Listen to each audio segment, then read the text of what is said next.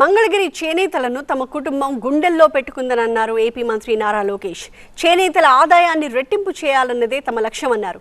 రాష్ట్రంలో double engine సర్కార్ ఉంటే మంగళగిరిలో ట్రిపుల్ ఇంజిన్ సర్కార్ ఉందన్నారు. తెలుగుదేశం పార్టీ అభ్యర్థిగా మీ ముందరకు వచ్చా.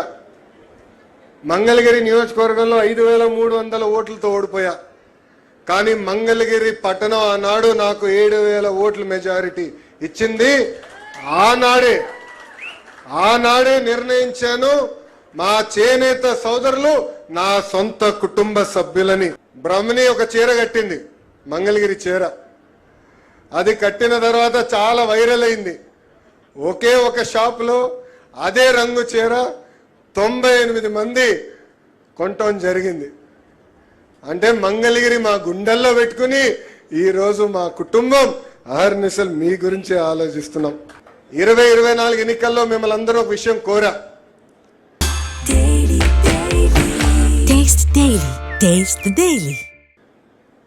5,300 ఓట్ల మెజారిటీతో నేను ఓడిపోయాను.